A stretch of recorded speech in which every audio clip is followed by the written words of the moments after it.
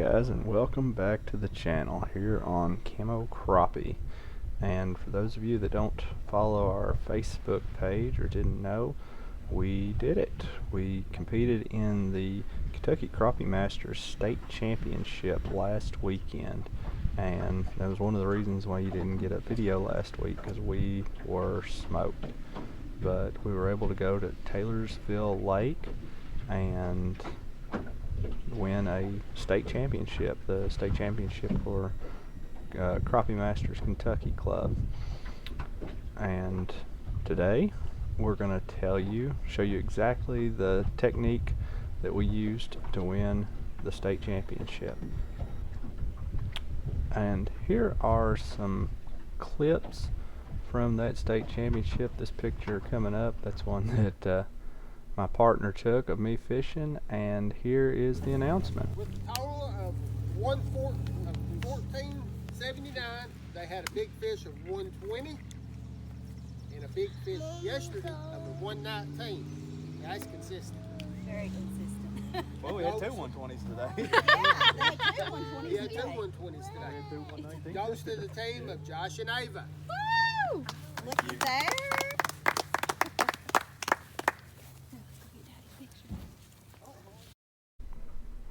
So these are our fish from day one, and there's our fish from day two, and there is for the championship. Those are the plaques for that state championship. And there, my partner there was named Youth Angler of the Year. I was named Angler of the Year, as we were very fortunate to also take the points championship for this year. And the points race was sponsored by Southern Slab. They make baits for crappie baits, and they do some custom stuff, and we've got an order in with them right now. We use some of their baits on this day here, but we've got an order in for some of those baits, and really excited to get to fish with those. They haven't come in yet. But getting into exactly how we fished for that tournament, we used 10-foot rods, and I used a 1/2 ounce egg sinker on top with about 18 to 24 inch leader, and then used either a 1/32 or a 1/16 ounce jig head below it.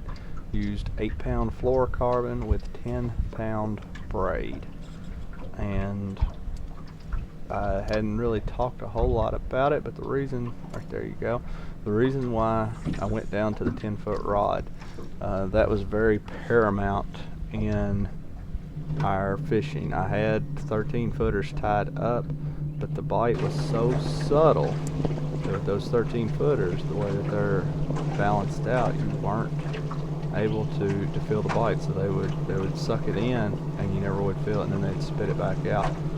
So, or you, for whatever reason, even though you was having to get so much closer with the boat to them, as you're seeing in this clip here, because with where I'm standing, that 10-foot rod, you see my lines only are coming down there in between, about 5 feet out. So the boat's really on top of these fish, but with that soft tip, you're able to just set the hook and bring in those fish. We had, for a big part of the spring, and which you've seen in all of our videos, we've been doing a lot of casting, and that was how we were catching the bigger fish.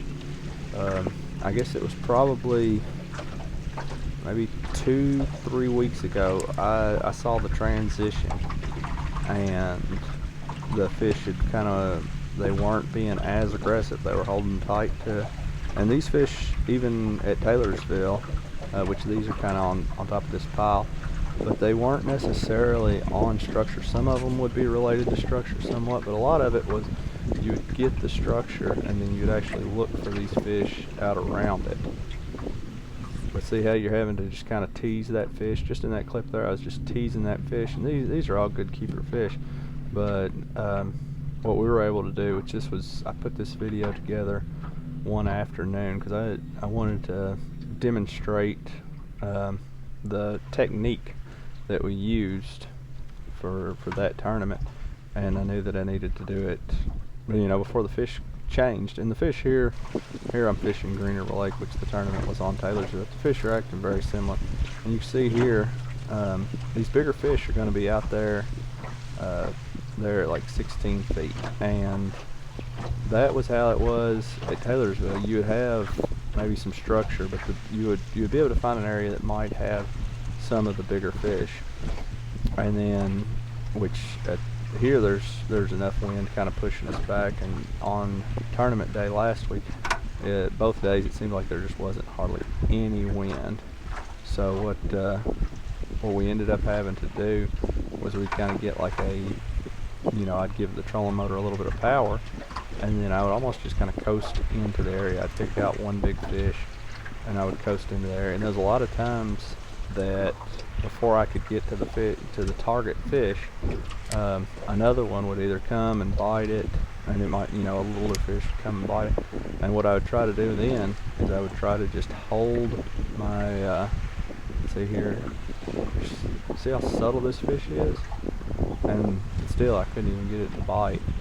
But a lot of times when those little fish would come in and bite, I would just hold my pole still and wait for it to spit it out.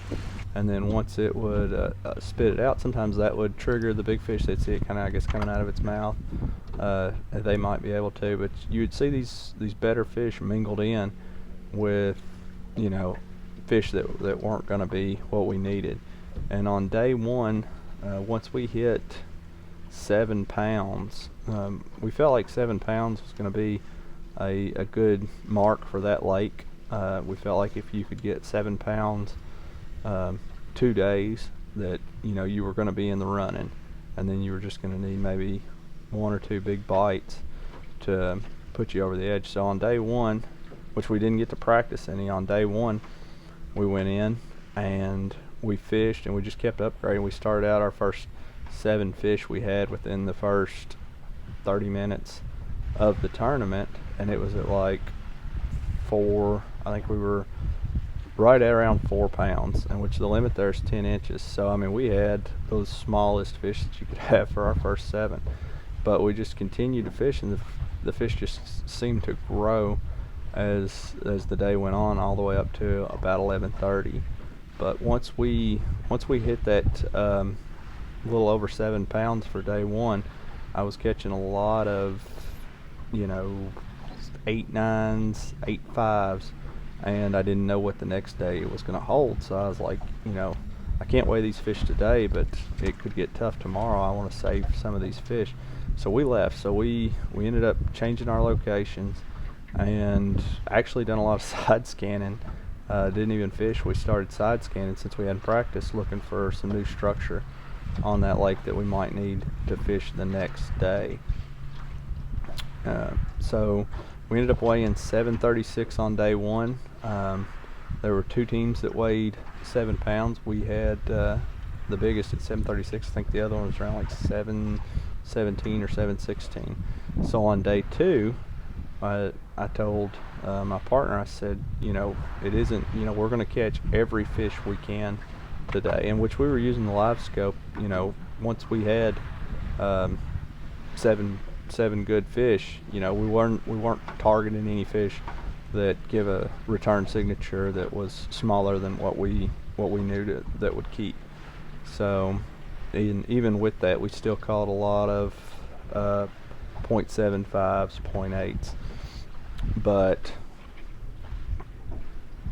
it was the critical point on it was to use that 10-foot rod to get that subtle bite.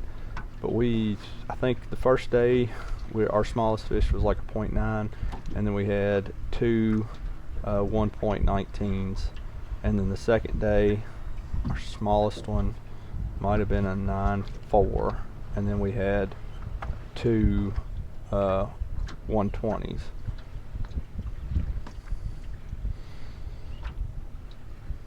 I caught that one before. we were catching them. Like I said, we were using a 1/32 ounce head and a 1/16 ounce head, and using also a double minnow rig. My partner was actually the biggest fish we had at the time on day one, called a .9, using the double minnow rig, and I was able to get that net because she was using a much more limber rod with that double minnow rig, but she was able to get it up there to the top. And we were very ecstatic at that point, and then we were just blessed that just continued seeing bigger and bigger fish, and until we actually ultimately we culled that fish out. But it was definitely a great catch, very memorable for both of us. The biggest fish that we caught on day 2, actually I saw it, and it was trying to eat my egg sinker at about the same depth that I'm running here. Which here I'm in 18 foot, but that day we were actually in, I think, like 13 or 14 feet. And we weren't even on any structure. We were out in open water, and I was moving, and I saw this fish coming at my egg sinker. So I was subtle enough that I could get that bait from where it was up to it.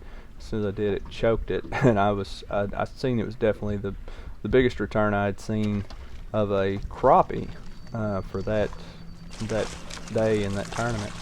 And I was immediately, as soon as I set the hook, I was just get the net, and my partner was able to retrieve the net and get it down there, and it worked out really well. On day 1, we were fishing, some of those fish were up high, and we were fishing some structure that come really high up in the water column, and I think my bait might have been 1.5 or 2 foot down, and I had a 9-4 just choke it, and I loaded up and set the hook. And whenever I did, with it being that high up and as many fish as I've caught with those 10-foot rods, the pole just went boom, and it broke below the section. It's a 2-piece rod, and it actually broke on the lower section.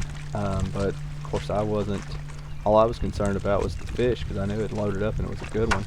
So as soon as it broke, I just grabbed the other part of the rod and got tension as quick as I could, and the fish was still there, and I just brought it in with the braided line. It weighed a 9.4. Is actually one that we weighed for the tournament, so we were tickled.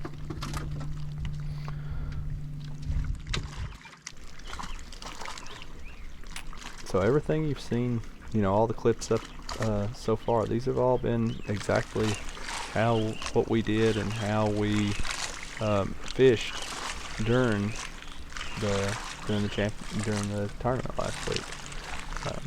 Appreciate you watching.